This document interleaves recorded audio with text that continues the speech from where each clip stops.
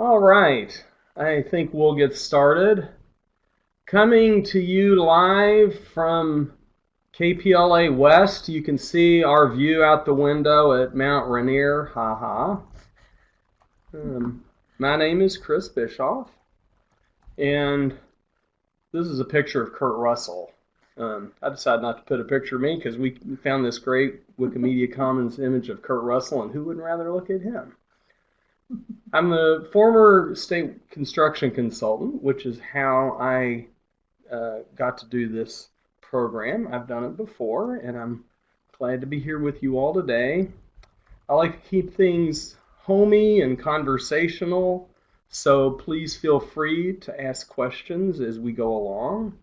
Charlie will be monitoring our chat to help make sure that we're all staying together and that I'm not missing things. So, on we go. Please remember that I'm happy to help with any of the following tasks as best I can.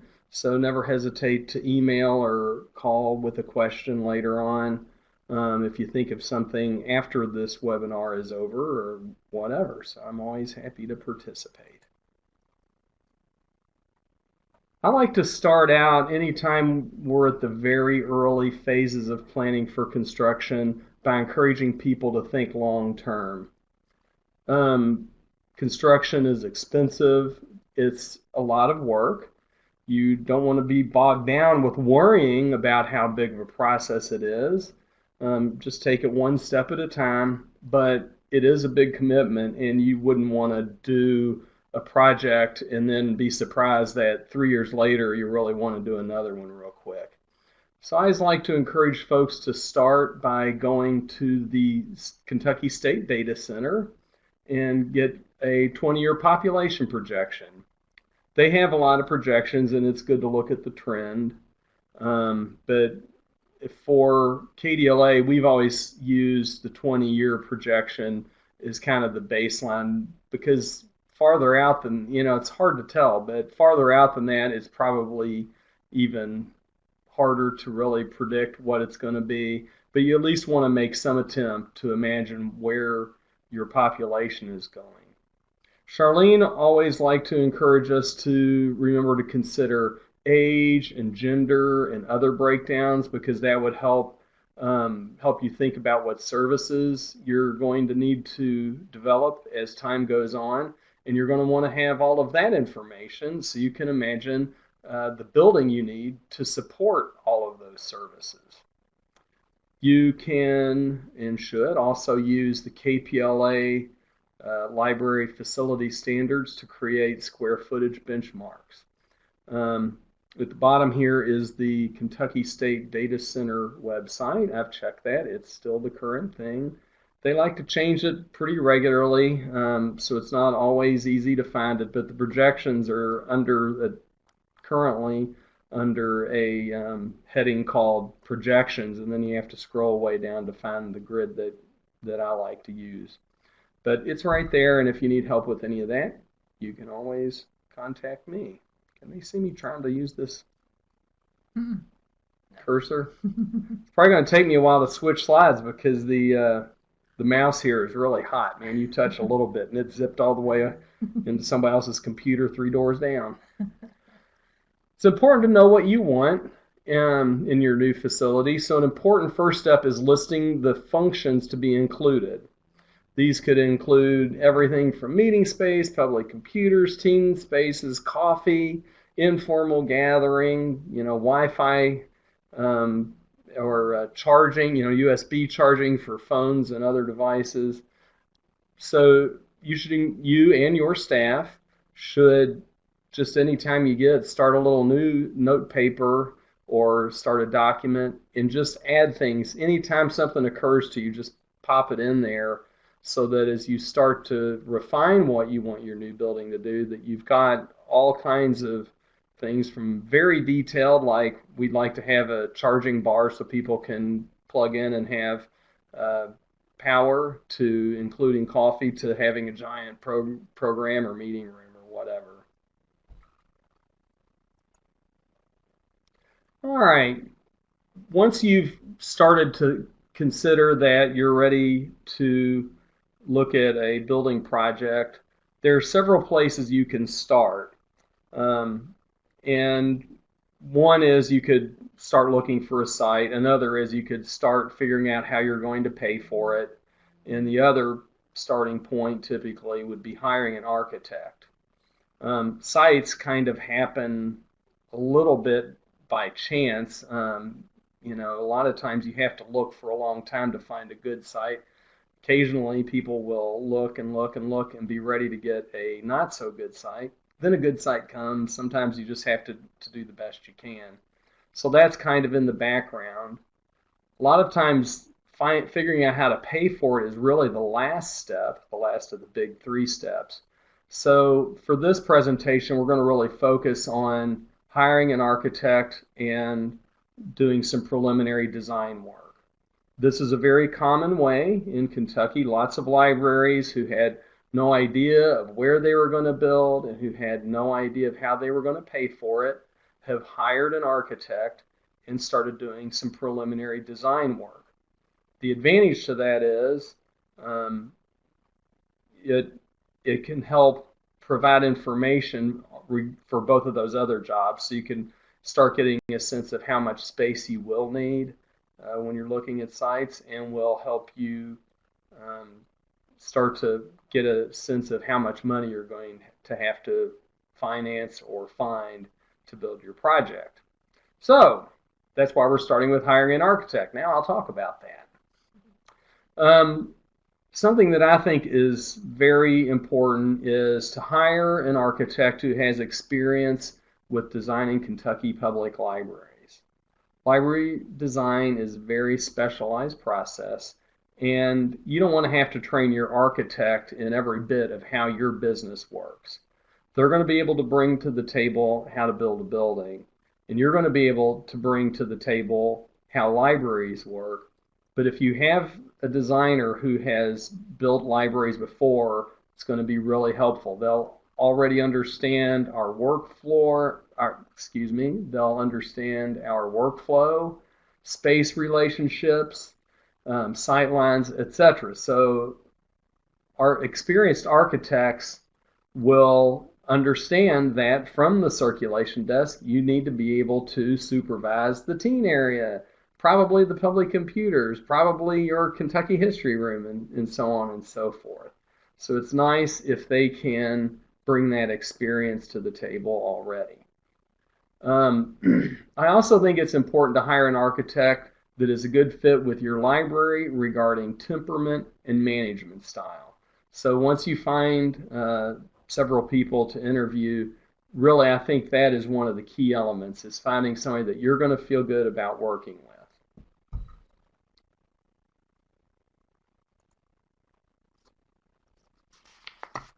Okay, one question that comes up very quickly in this process is, are you required to bid for an architect? No. You can hire them directly. You can hire a firm you have previously worked with. You can hire using an interview process. There are a lot of ways you can do it, but you're not required to do a formal bid process where you're stuck going with the lowest bid. Professional services, including architects and engineers, are an exempted service in Chapter 45A, so you can hire this professional service once your board identifies somebody that they want to work with.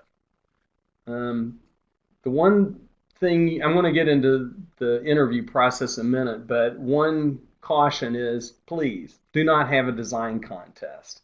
You want to be very careful that you're not kind of having a bunch of people vote and looking at a picture that they like, whether or not it works well, and now this is the architect and the design you're going to use. So it's much better to hire you based on qualifications.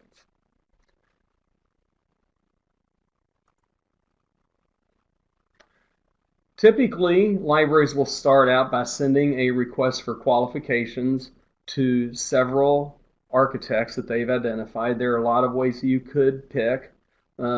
typically people, libraries and or boards will visit libraries and talk to people that they know who've built libraries recently and start collecting the names of architects that they might be interested in working with. And then, based on references and the designs that you like and whatever, you would narrow that down. Typically, you would request qualifications from 3 to 5 architects. Sometimes people have done more. You could just do 1 or 2 if you really felt like you had a pretty good idea of who you might want to work with. When you request qualifications, you should ask for resumes for the key designers, consultants, and project managers. You should ask for completed and ongoing construction projects, photos of past projects, the size of firm, their areas of expertise, number of staff, other requested information, da da da da da. Those are the biggies. I always suggest that you don't ask them to create a design for your library. And the reason for that is I've participated in a lot of architect interviews, and on several occasions when architects were told that they should bring a possible design, and even if they make a visit or two, the design process is they work with you to design your building, and it is adapted and it's a collaborative process. Even if they visited your library a couple of times and they show up with a design, it's not uncommon for boards to say, oh, wow, I love that architect, but I couldn't believe the design. It just really didn't suit me at all. And I'm kind of sitting there waving my hand saying, no, I know this firm. I'm sure they'll be able to adapt it or totally start over again. It was just an idea as you requested. And if you really like these people and feel like you're going to work well with them, that might be who you want to work with. And instead they change and, they also get another good architect. But I think it can really limit choices rather than enabling choices. And, having an architect who somehow magically comes in after a visit or two and has a really, really good design, I don't think that's a very realistic prospect. I think it's much better to hire somebody you want to work with and watch the design develop through collaboration with the staff, the board, the director, and whoever else is involved.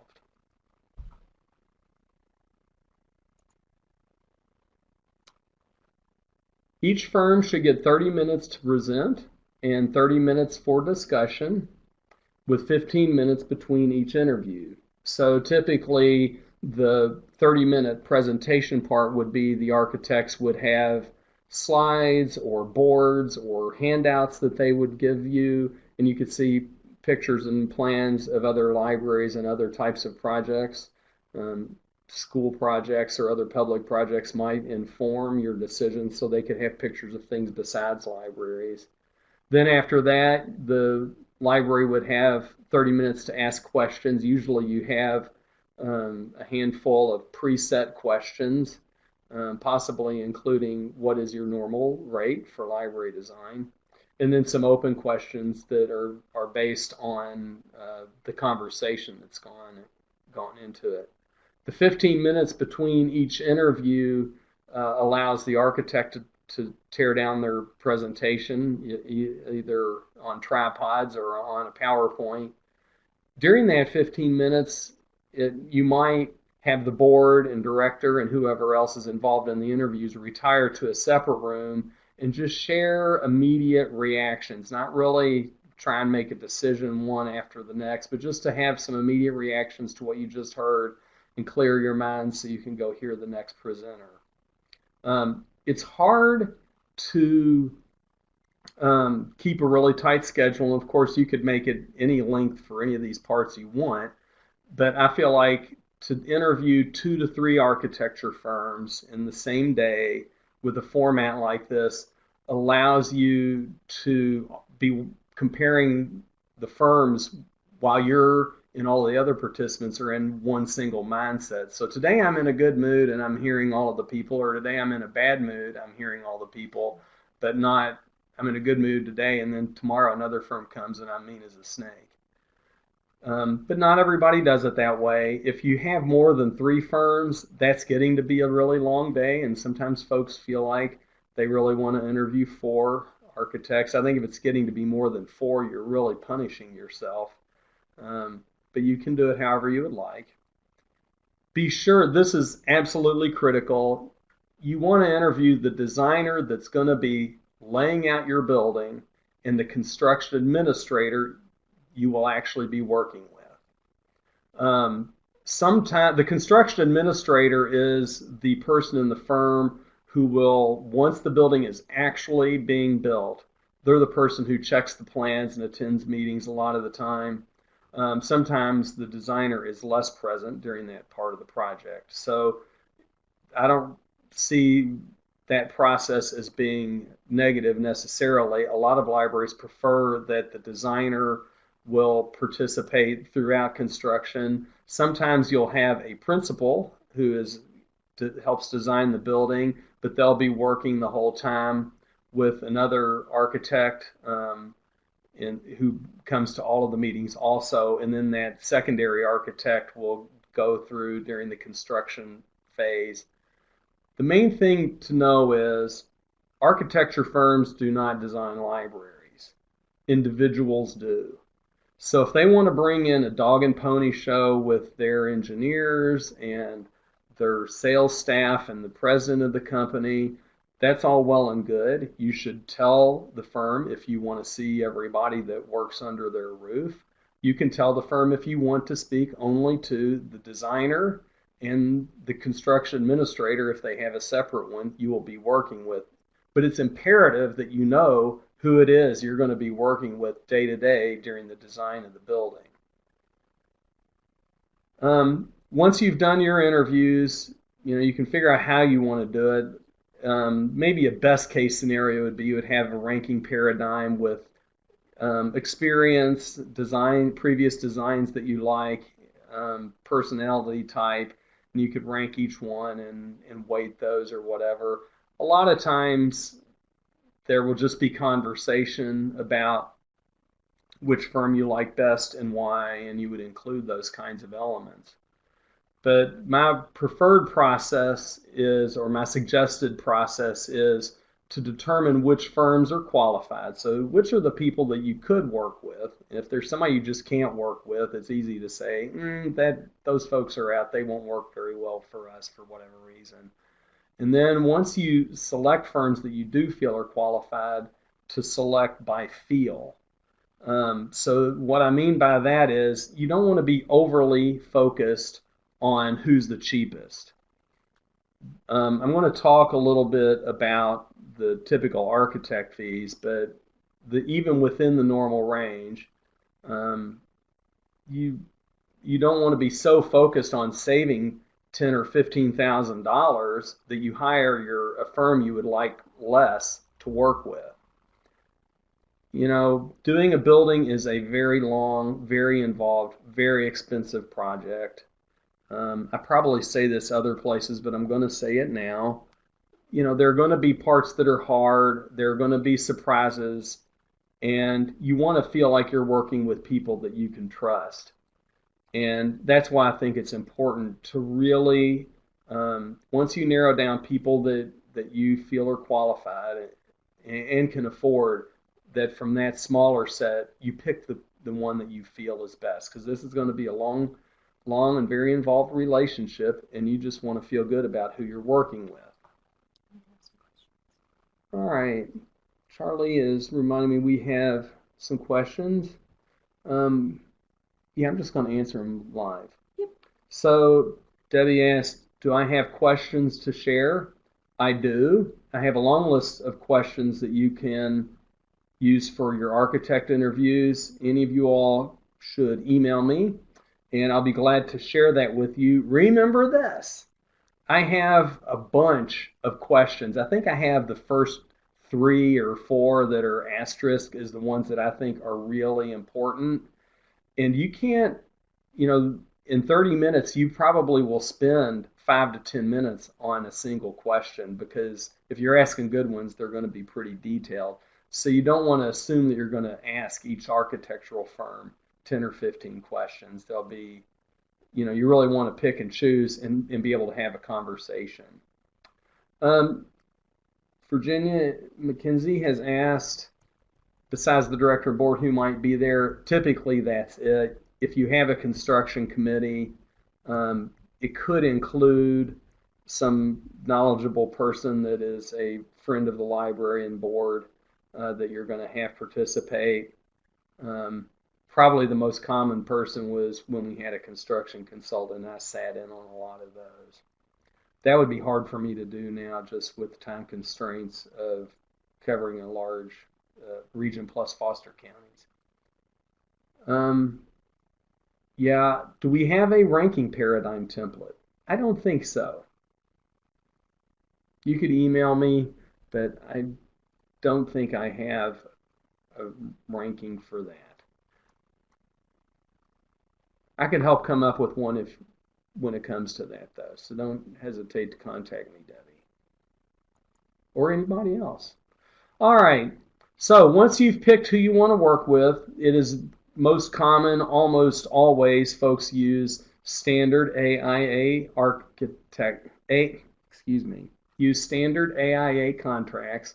That's the Architecture Association, and they have contracts that are supposed to be integrated. So you would sign one that would be a design contract. When you actually bid out and do the construction, they have contracts that plug in that work well with the design contract. But the one shown here is the current version of the design contract between the owner, that would be the library, y'all will be called the owner a lot. That was something that I had to get used to hearing, and the architecture firm.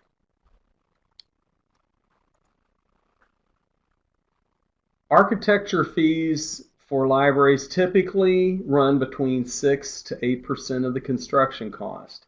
Now, if you're doing a very small addition, it could conceivably be more, because if you're only doing $150,000 worth of work, it might be reasonable to pay 10% of that construction cost for the number of trips that a designer would be doing, even for a simple project. But for most normal new buildings or expansions and renovations, 6 to 8% would be typical. 7% would be very normal.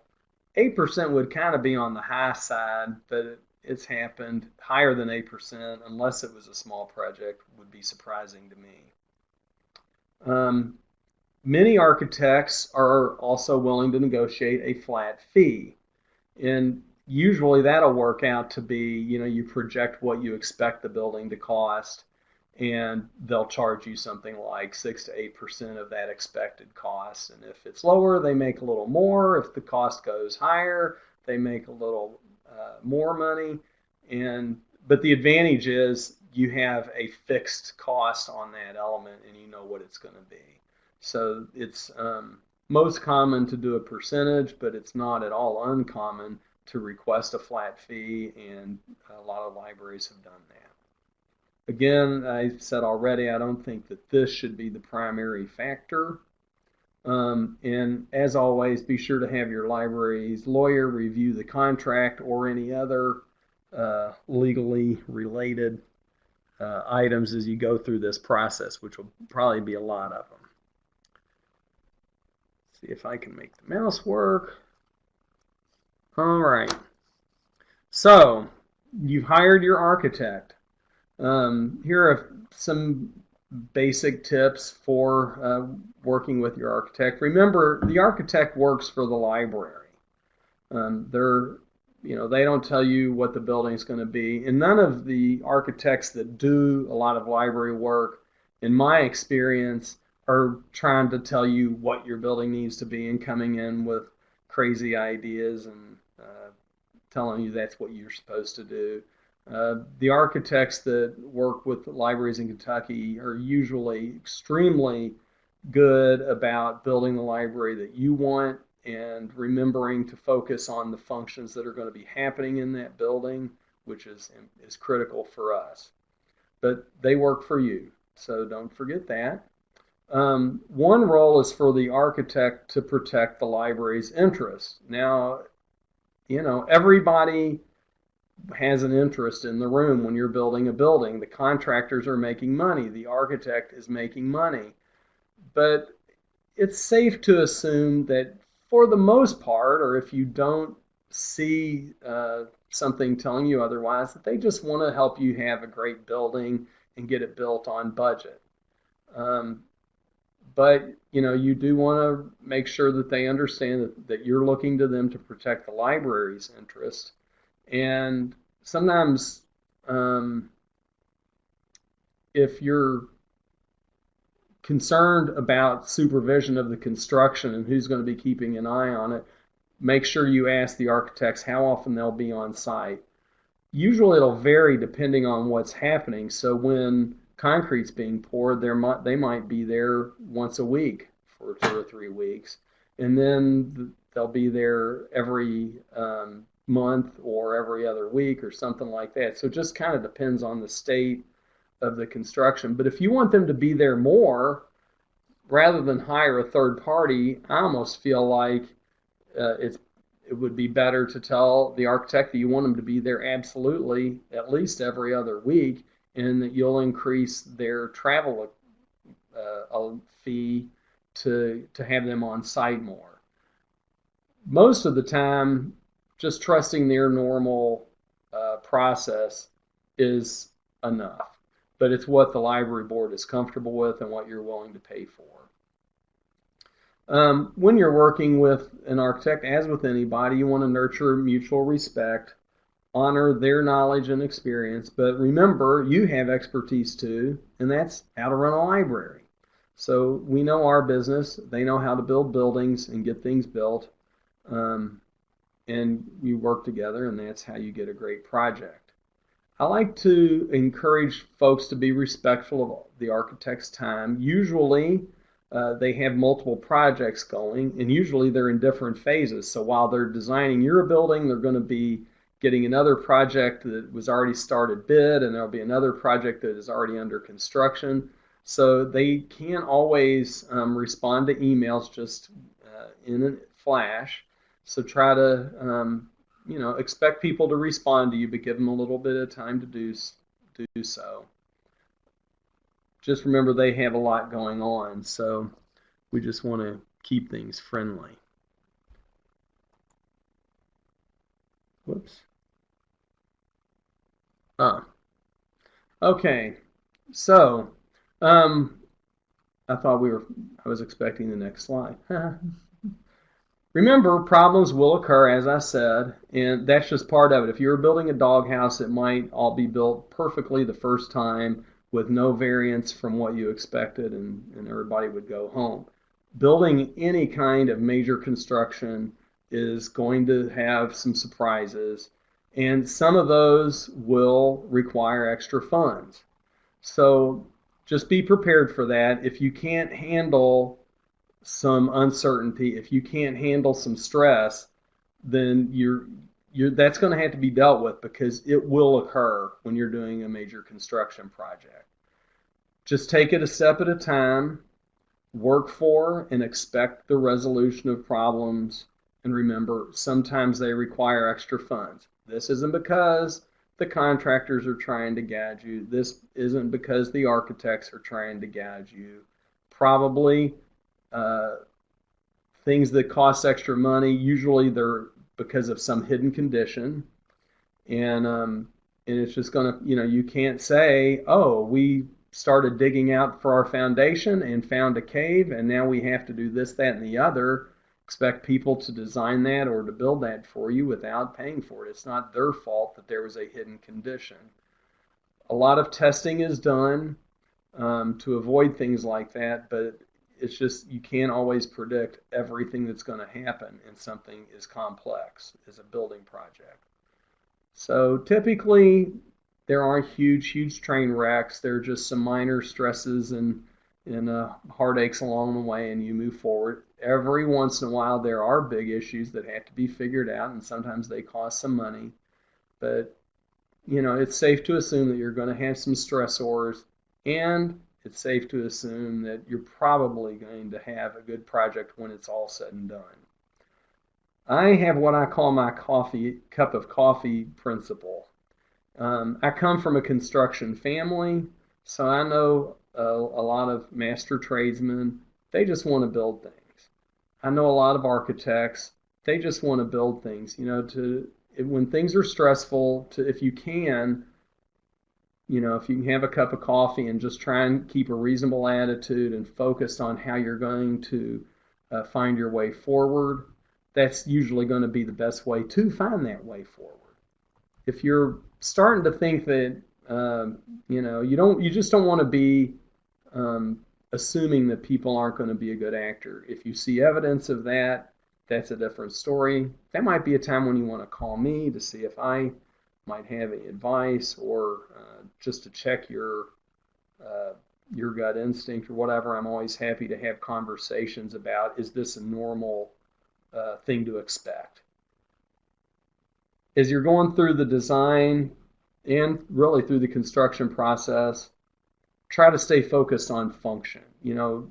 Even though I was construction boy for so long, I always tried to keep in the front of everybody's mind, including my own, that we're not building these edifices. We're building a space that's going to allow the library to provide service. And finally, don't hesitate to say what you think. Not that we're going to be mean, but architects have to have responses to their work as they go along to be able to refine the building so it'll do what you want. And waiting is not a good thing. As the design gets more and more complete, it gets more and more complicated, and you've invested more and more money in getting to that point.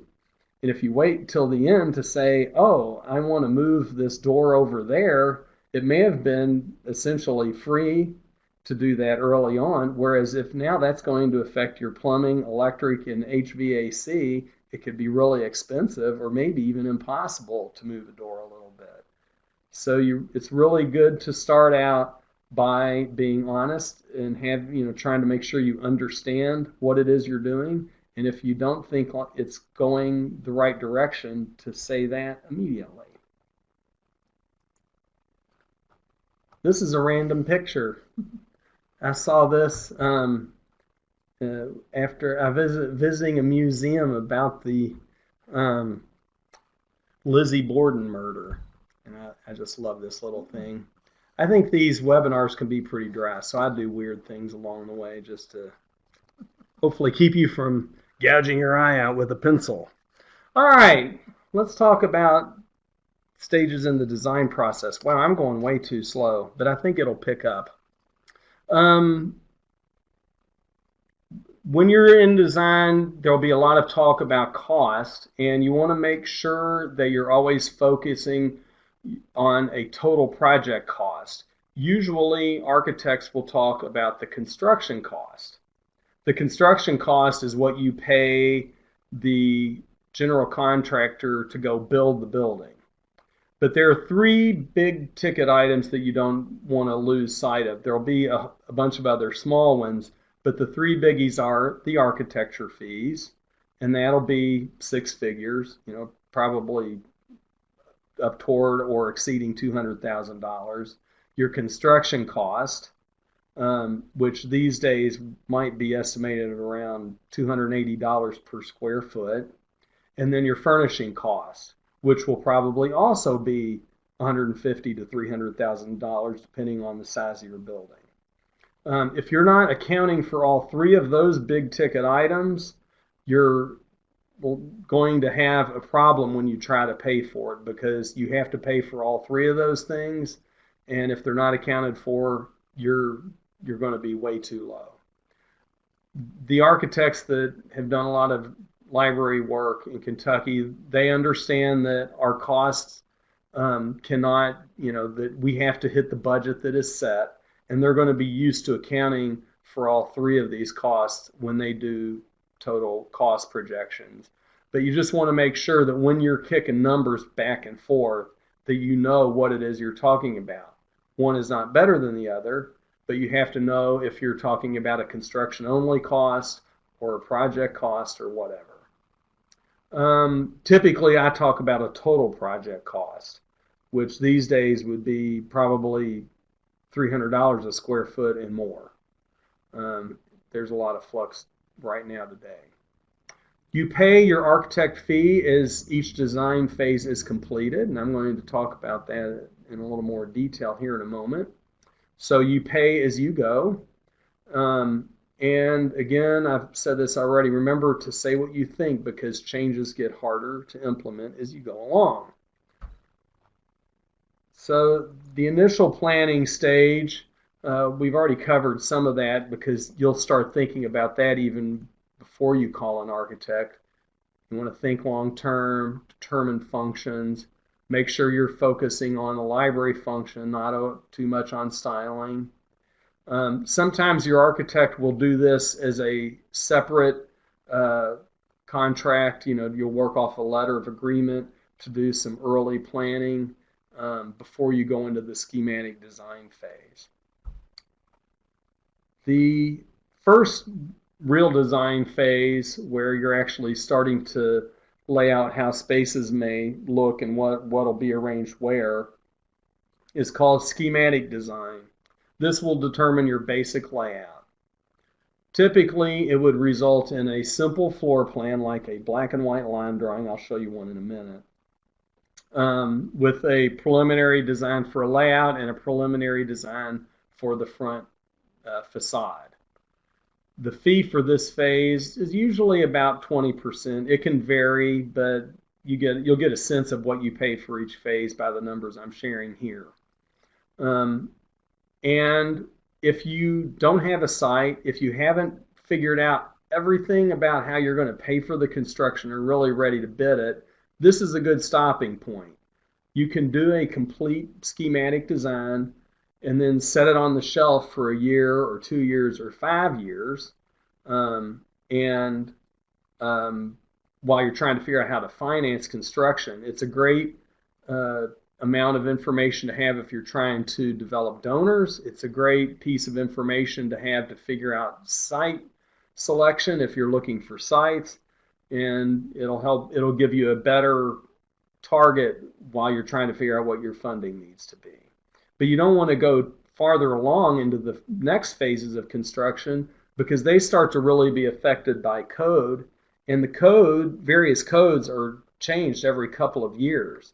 So you don't want to have a complete design, pay a couple $100,000, then sit it on the shelf, and now we've had a bunch of code changes 3 or 4 years later. You're going to have quite possibly pay for changes to the design because the code has changed or because something's changed with your, with what you need the building to do.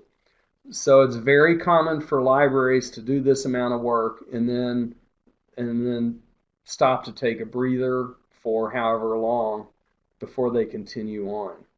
At the end of the schematic design phase, it's also a good point to bring in a furniture vendor to talk about furniture because they can have input on the layout. They have a lot of experience to bring.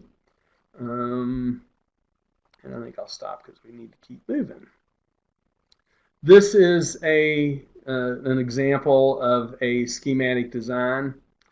You can see it's got a basic floor plan. It shows furniture. This probably might have been, when you start out, the architect usually will drop in some ideas for furniture, but it won't really be fully worked out. It's just to make sure there's enough room for the needed shelving and soft seating and table seating and computers and so forth.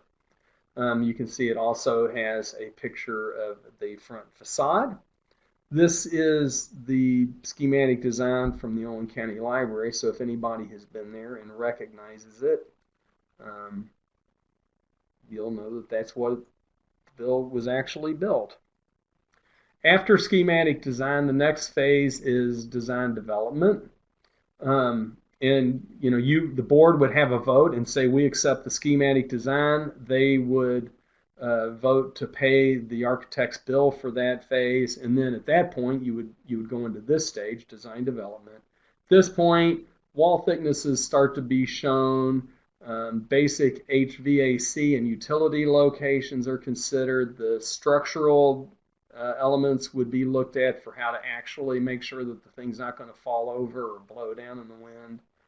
And at that point, you start to have multiple pages of drawings that are being completed. A lot of times they'll have standard details that are shown, or they may have blank spaces where they're blocking out where details are going to be designed and drawn in later.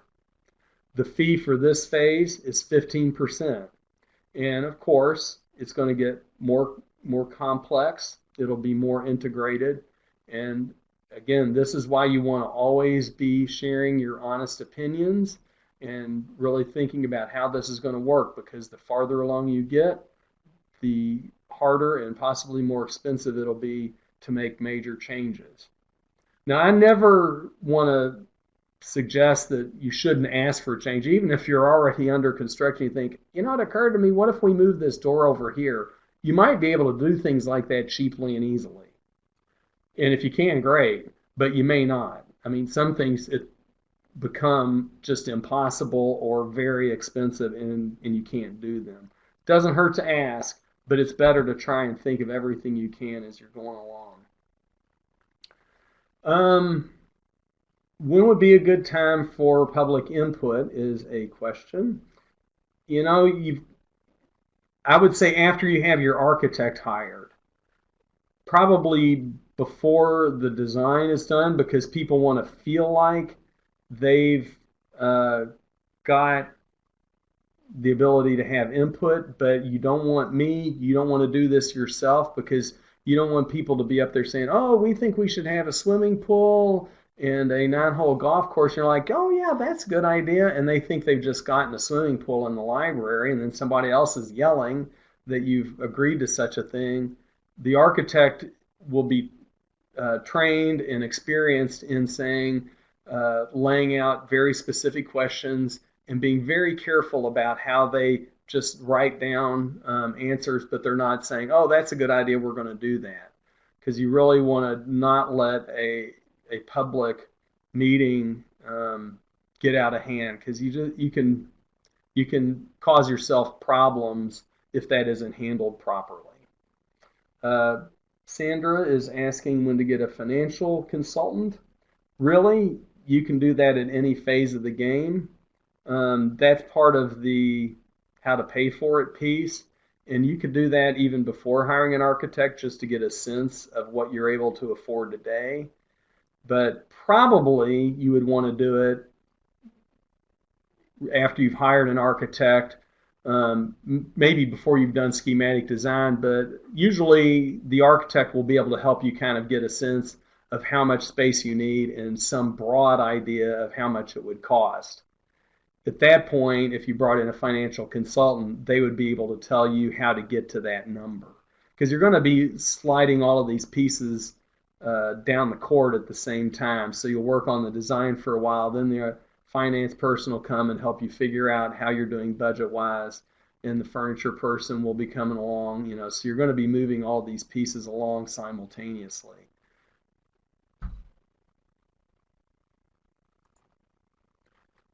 The next design stage is construction documents. That's what architects call it. And this is where the plans get extremely detailed. You might have a giant roll of plans that would have 50 sheets in it or 25 sheets in it or something.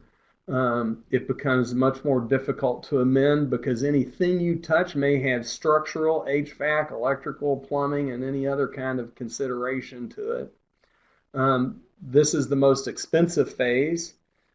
Typically, you'd pay around 40% for this bit of work. And if you've been keeping a running tab, you'll see that by this point, you would have paid most of the architect fee. Again, that's why you don't want to do this bit of design work until after you really are certain how you're going to pay for the building, have a site, and are ready to press go. Because once you've completed the construction document phase and paid all that money, Now the code clock is ticking, and you really want to go immediately into bidding.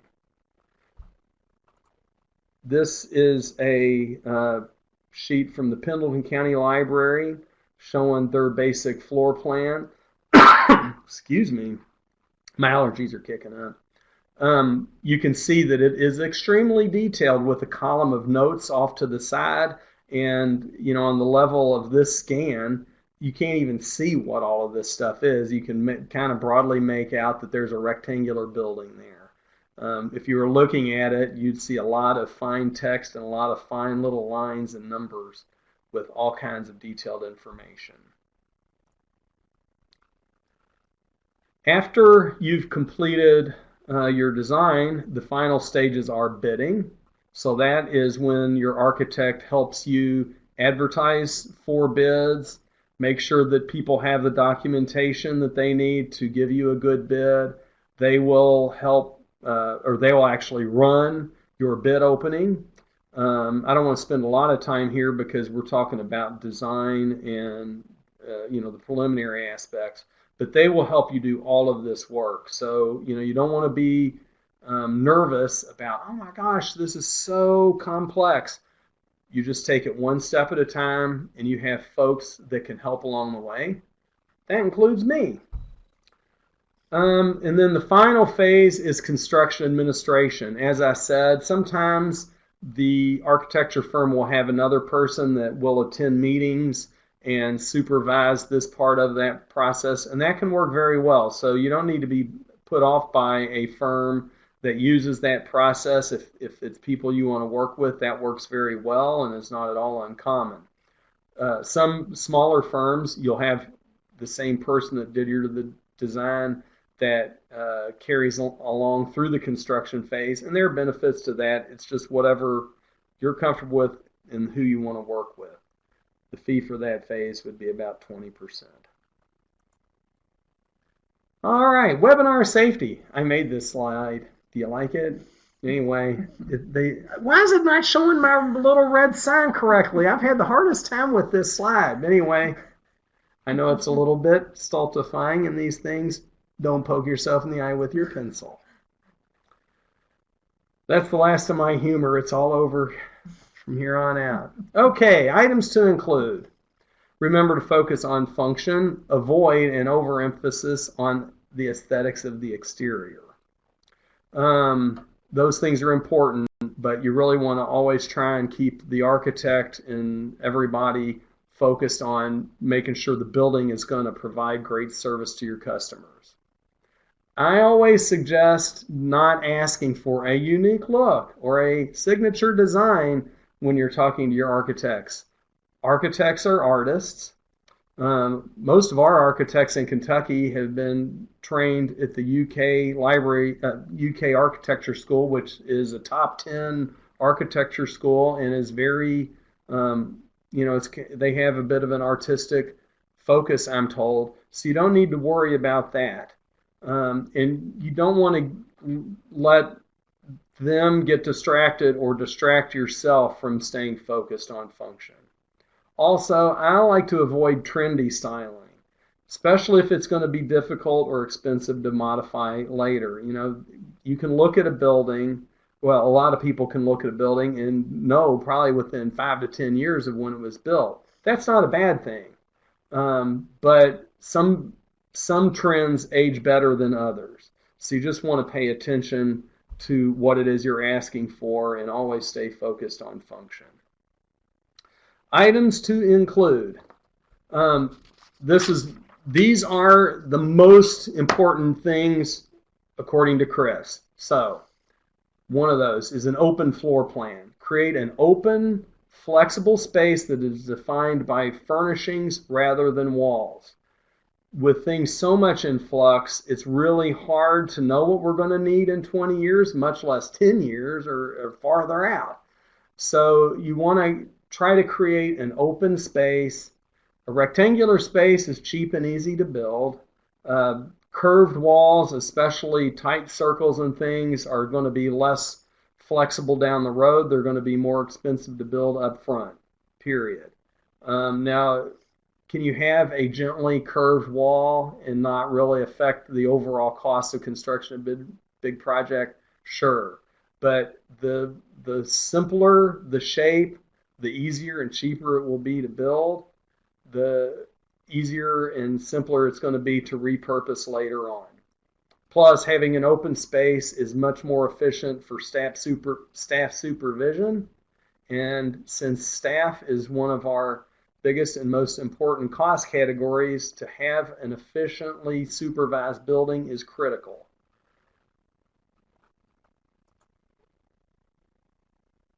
I'm afraid of clicking too fast. I misclicked. And okay. I'm checking to make sure we haven't missed a slide. Okay, we haven't. So, having a single floor will allow efficient staff supervision. So, a one-floor building. Now, a lot of times boards know that building a two-floor building is cheaper, and that's true for a house because you have less roof. But for a library building, that is probably not true. It might be cheaper, but it may not be best overall, because if you have a multi-floor building, depending on what's on that second floor, unless it's just a mechanical mezzanine or a mechanical basement or something like that, if you have people going up and down, you probably have to have an elevator, which adds expense and adds ongoing maintenance. Also, it can just be harder to supervise, like having an entirely separate building. So, except in very, very rare instances, you're going to be better off to have a single floor building. It's also best, if at all possible, to have a single entry point. That's going to be the most effective for staff supervision.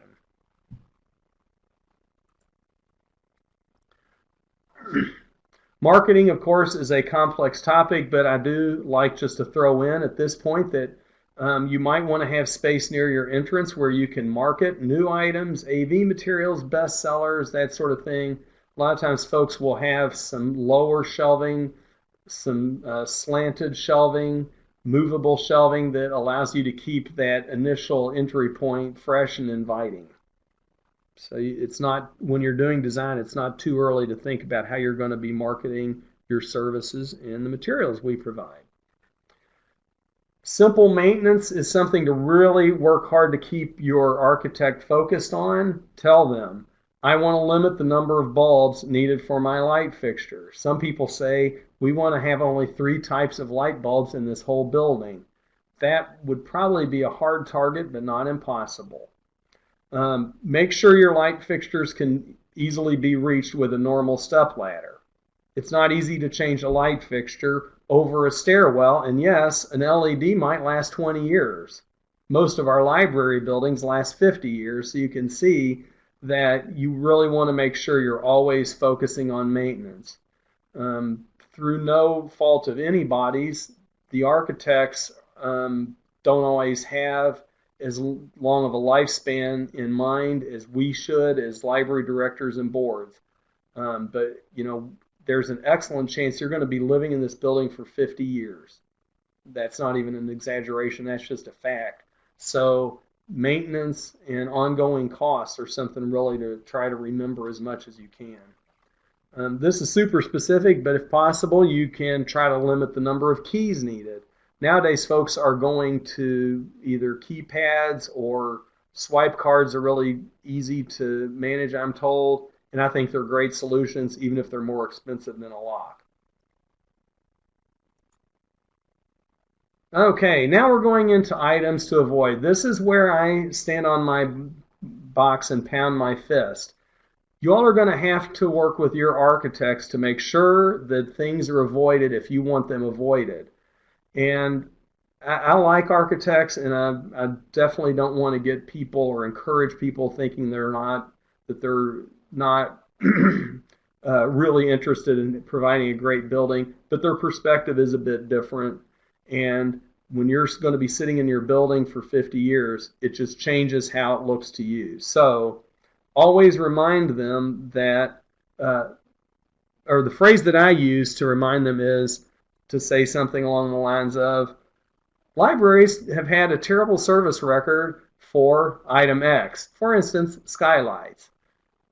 Skylights are holes in the roof that allow rain and glare to enter your building. Yes, that is a quote from me, and I'm happy to be quoted on it.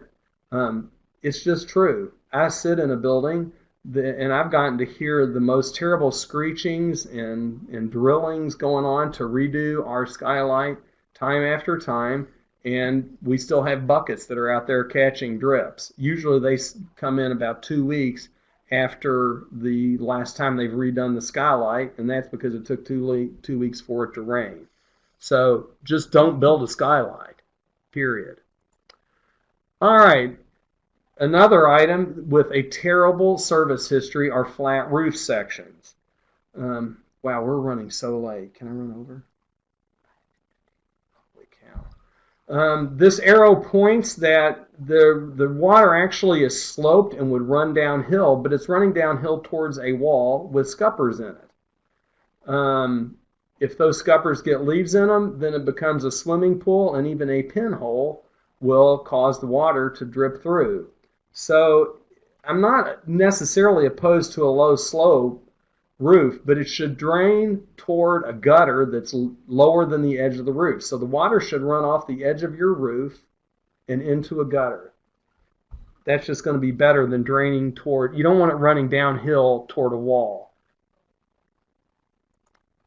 Avoid complex roof forms. I'm going to show you a picture here, but dormers and cupolas and things like that make the roof complex and are sources of leaks. They can be very difficult to remediate, and they can be expensive to replace. This is the Clark County Library. I have permission to critique it. The green arrow you can see points at what is called a hip roof. And you can see that the water, that hip would be the diagonal line running down, and the water is running downhill both ways from that. That's not a problem. The water is running downhill both ways toward a gutter. The red arrow points towards what is a valley, and it looks like a valley. That is a place that is concentrating water. They're pretty common, but it is concentrating water, and anytime you're concentrating water, there's more of a potential for a leak, so you want to be careful with that. Like I said, that red line is pointing toward a valley. That's okay, but you want to have as few of those kinds of details as possible, just to keep your roof line simple. Those little windows with the black arrows pointing on them are examples of dormers. Dormers look super cool. I love them in other people's houses, but I wouldn't have one in my house because it's just got a lot of details that have to be perfectly built and maintained to keep the water out. And even if they do, when the roof finally has to be replaced, it's going to add expense. Oh, I did have another funny thing, although it's kind of real. This is the Goose House down in Hazard, so don't build one of these, please. I love the Goose House. I'm just glad it's not a library. All right. Please avoid rooftop units. They vibrate and can cause leaks. You have to walk up there to service them. That can cause wear and tear. That can cause leaks, and it's just going to be more expensive and harder to service when it's up there. Items to avoid: glare. This is one of my big ones. Lighting needs to be even, not simply bright. And if you have the sun behind a computer or any kind of screen or probably a book, there's no way you're going to be able to light it well enough to see it.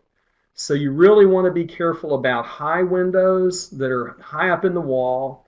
Arched windows can be a problem because it can be very expensive to get shades or blinds to cover an arched window.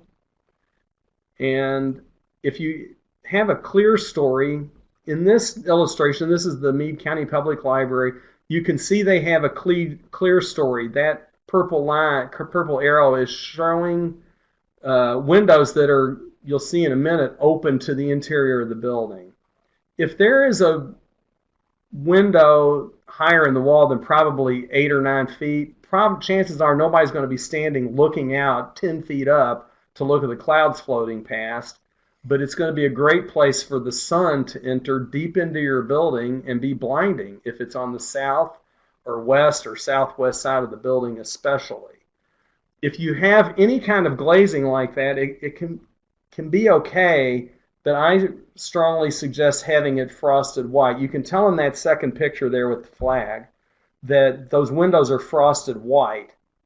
And in that space, it puts in a lot of light. It could still possibly be too much even at that, but it'll be less glare and less UV and less heat than if you just had plain glazing with the sun blasting through there. Wow, we're out of time. We'll keep zipping along. Check these items in your final drawings. It's important to do that carefully. Are there enough outlets? Are switches where you need them? Are the right light fixtures shown? Is the casework designed to the right height and have the right drawers and everything you expect? Have you determined who will install voice wiring for telephone and data wiring or security? Those items are not always part of the construction contract. You just want to make sure that you remember to determine who will do that work. All right, just under the wire. Do we have any questions or comments? You have 30 seconds. Go.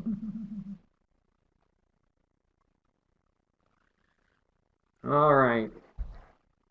I'm going to go to, this is my contact information. So feel free to call anytime. Feel free to email. Sandra's asking if I recommend metal or shingle roofing. A standing seam metal roof is a good, it's a good commercial product. Metal roofs that have exposed fasteners are really more for like metal barns. People have them on their houses pretty commonly now, but I'm not in love with that. Frankly, I like shingles because me and Charlie could go nail them up there and probably they wouldn't leak when we got done, and everybody's going to know how to fix them, even the guy down the street, with your local roofing company. So I'm really a fan of shingles. Properly installed, a metal roof may last longer, and they look great, but they're a fair bit more expensive, and they can sometimes have leaks that are hard to track down. But I like a standing seam metal roof. While folks are typing in their questions, please go ahead and continue to type those in. I'm going to just kind of scroll on to our final couple of slides. Wanted to remind you that we thank the Institute of Museum and Library Services for helping us make this webinar possible. Very important to us. Please check out our continuing education events calendar to register for more webinars. And you'll see in the pod in the bottom left-hand corner of the screen, there are 2 files that you can download. One of them at the end of it says handout, and the other one says webinar. The larger of the files, the one that says webinar, is the PDF of today's slides. So if you'd like to have the slides from today's webinar, save those, look at them in the future, refer back to them, anything like that, you can download that now. Just click on it and click the button below it that says download files.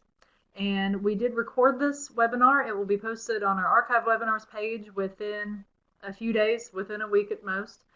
So you can come back and look at it, refer it again to anybody who you think needs to hear it. So don't see any more questions. Anything else? Any final thoughts, Chris? Nope.